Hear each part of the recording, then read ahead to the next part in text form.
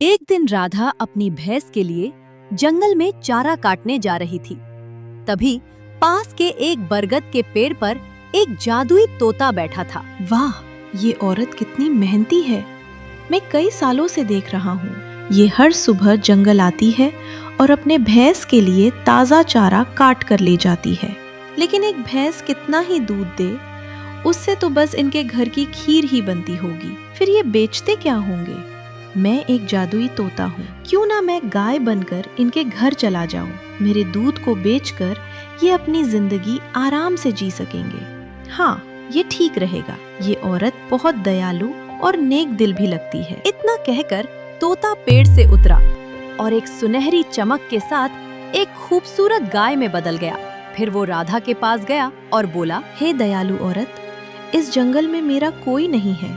मैं अकेली हूँ। क्या तुम मुझे अपने घर ले चलोगी? मैं तुम्हें बदले में ढेर सारा दूध दूंगी। ये क्या, मैं कोई सपना तो नहीं देख रही? ये गाय तो बोल रही है। पहले तुम बताओ, तुम बोल कैसे रही हो? मैंने तो आज तक कोई गाय इंसानी आवाज में बोलते नहीं देखी। दरअसल मैं एक जादुई गाय हूँ, इसलिए मैं इंसानों की तरह बोल सकती हूँ और उनकी बातें समझ सकती हूँ। मैं कह रही थी, मुझे अपने घर ले चलो। तुम मुझे सुबह शाम हरा भरा चारा देना और मैं तुम्हें ढेर सारा दूध दूंगी। उस दूध को बेचकर तुम अपनी जिंदगी आराम से चला सकोगी। एक भैंस से तुम्हारा गुजारा तो हो नहीं रहा। अरे जादुई गाय, तुम सच कह रही हो। अगर ऐसा हुआ तो हमारी सारी मुश्किलें खत्म हो जाएंगी। ठीक है, तुम मेरे साथ चलो। राधा गाय को लेकर घर की ओर चल पड़ी।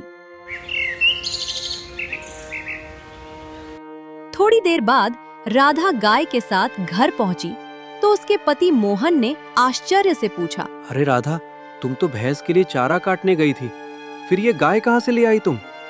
मोहन, मैंने इसे कहीं से पकड़ा नहीं। यह मुझे जंगल में मिली।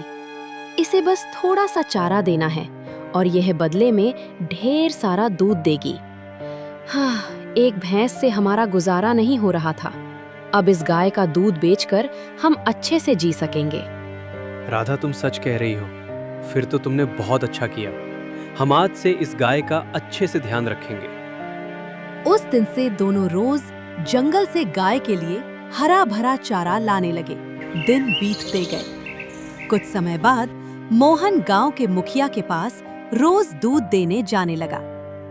एक दिन उसका पड़ोसी किशन यह सब देखकर सोचने लगा, अरे इसके पास तो एक ही भैंस थी, फिर ये रोज बाल्टी भरकर दूध कहाँ से ला रहा है? एक भैंस इतना दूध कैसी दे सकती है? जरूर कोई रहस्य है, मुझे जल्दी पता लगाना होगा। किशन अपनी पत्नी सरला को यह बात बताने घर गया। घर पहुंचकर बोला, सरला, तुम तो जानती हो कि मोहन के पास सिर्फ एक भैंस थी, फिर वो कहाँ से रोज बाल्टी भर भर के दूध बेच रहा है? हमें जल्दी पता लगाना होगा, वरना वो हमसे भी अमीर हो जाएगा। ये जी, अगर ऐसा है तो जाइए और जल्दी पता लगाइए। मैं ऐसा होता नहीं देख सकती। हाँ ठीक है, मैं अभी जा रहा हूँ। वह मोहन के घर पहुंचा और चुपके से सब देखने लगा। मोहन गाय से बातें कर रहा था। मेरी प्यारी गाय और चारा खाएगी, मैं अभी लाता हूँ। नहीं मोहन, आज तुमने मुझे बहुत चारा खिला दिया, अब मैं और नहीं खा सकती। किशन गाय को बोलते हुए देखकर हैरान रह गया। अरे ये गाय तो बोल रही है, ये कैसे हो सकता है? गाय भी इंसानों की तरह बोलती है। मोहन, आज मैं तुम्हें ढेर सारा दूध दूंगी। जितना दूध चाहिए उतनी बाल्टियां रख दो। कल सुबह वो सारी बाल्टियां दूध से भरी होंगी। नहीं गायत्री, तुम पहले जितना दूध देती थी उतना ही दो। ज्यादा लालच अच्छा नहीं। हमारा गुजारा अच्छे से हो रहा है। वैसे तुम्हें मेरे घर अच्छा लग रहा है ना? तुम्हें चारा देने में तो मैं परेशान नहीं हूँ। हाँ मोहन, मैं बहुत खुश हूँ। हमारे दूध से तुम्हें फायदा हो रहा है ना? हाँ गायत्री, तुम्हारे दूध से हमें 2 वक्त की रोटी मिल रही है। अच्छा, तो ये जादुई गाय है जो बाल्टी बाल्टी दूध देती है। मुझे जल्दी कुछ करना होगा। हाँ, कल जब मोहन गाय को जंगल ले जाएगा, मैं उसे मार दूंगा। फिर देखता हूँ ये दूध कहाँ से लाता है। मोहन, एक जरूरी बात सुनो। अगर मुझे कुछ हो जाए या कोई मुझे मार दे तो तुम चिंता मत करना। जिस पेड़ के नीचे मैं राधा को मिली थी उसकी पत्तियां मेरे सिर पर रख देना, मैं फिर से जीवित हो जाऊंगी। गायत्री, ऐसी बातें क्यों करती हो? मेरा किसी से झगड़ा नहीं, कोई तुम्हें क्यों मारेगा? चलो, मैं तुम्हें जंगल ले चलता हूँ। राधा, मैं गायत्री को जंगल ले जा रहा हूँ। अगर देर हो जाए तो चिंता मत करना। ठीक है, लेकिन जंगल में सावधान रहना, वहाँ जंगली जानवर होते हैं। मोहन गाय को लेकर जंगल गया। वहाँ गायत्री हरा भरा चारा खाने लगी। तभी मोहन ने सोचा, आज बहुत गर्मी है, एक काम करता हूँ, मैं उस पेड़ के नीचे थोड़ा आराम कर लेता हूँ। वो पेड़ के नीचे जमीन पर बैठ गया। इधर किशन झाड़ियों में छिपा था। इस गाय को मारना ही पड़ेगा, ये मेरे रास्ते का कांटा है। तभी गायत्री जोर जोर से चिल्लाने लगी। मोहन नींद से जागा और बोला, अरे गायत्री को क्या हुआ? मुझे देखना चाहिए। वह गाय के पास पहुंचा और देखकर स्तब्ध रह गया।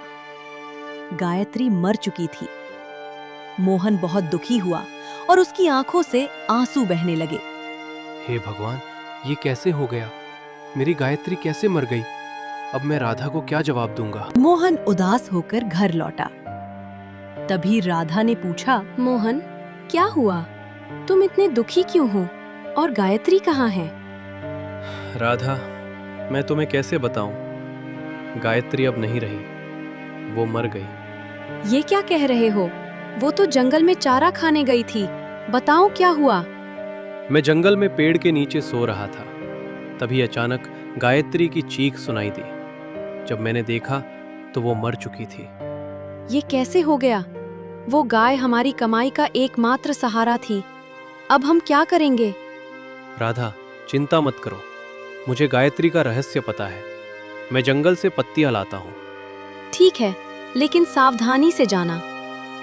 मोहन जंगल गया और उस पेड़ की पत्तियां तोड़कर गाय के पास पहुंचा। उसने पत्तियां गाय के सिर पर रखी। तभी एक तेज रोशनी के साथ गायत्री जीवित हो गई। गायत्री, तुम वापस आ गई। भगवान का लाख लाख शुक्र है। पता है, मुझे तुम्हारे बिना अच्छा नहीं लग रहा था। राधा और मैं रो रो कर बुरा हाल हो गया। मोहन, अब मैं ठीक हूँ, चलो घर चलते हैं। राधा मुझे देखकर खुश होगी। मोहन गाय को लेकर घर गया और राधा को सब कुछ बताया। गायत्री, पता है तुम्हारे बिना हम परेशान हो गए थे।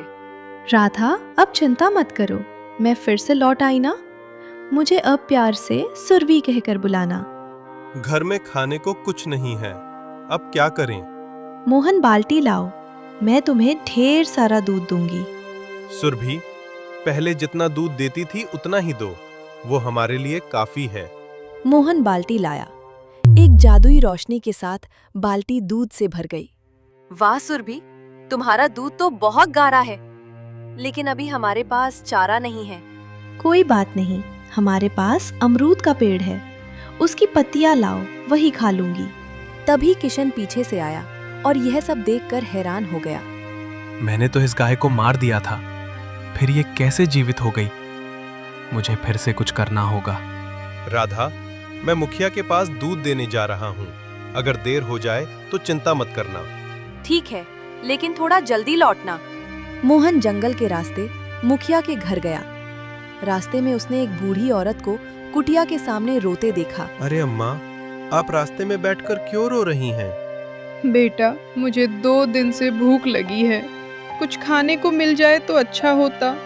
खाने के लिए कुछ तो नहीं है, लेकिन मेरे पास दूध है, आप इसे पी लो। बेटा, तुमने मेरी जान बचा ली। मेरे बेटे बहू मुझे छोड़कर चले गए। मोहन ने दूध का कुछ हिस्सा बूढ़ी माँ को दिया और बाकी लेकर मुखिया के पास गया। मुखिया जी, ये ताजा ताजा दूध लाया हूँ। मोहन, तुम कई दिन के बाद आया, कोई दिक्कत परेशानी थी क्या? हाँ मुखिया जी, मेरी गाय बीमार थी, लेकिन अब सब ठीक हो गया है। वह दूध देकर घर लौटा। कुछ दिन बीत गए। मोहन अब गरीबों की मदद करने लगा। किशन को यह देखकर बहुत जलन होने लगी। ये मोहन तो दूध बेचकर अमीर बनते जा रहा है। मुझे उसकी गाय को फिर से मारनी होगी। गांव में सुरभि के जादुई होने की बात फैल गई। मुखिया को भी पता चला। वो मोहन के घर गया और बोला, मोहन, मैंने सुना है तुम्हारी गाय बहुत खास है। क्या मैं उसे एक बार देख सकता हूँ? हाँ हाँ मुखिया जी, क्यों नहीं, आइए दिखा देता हूँ।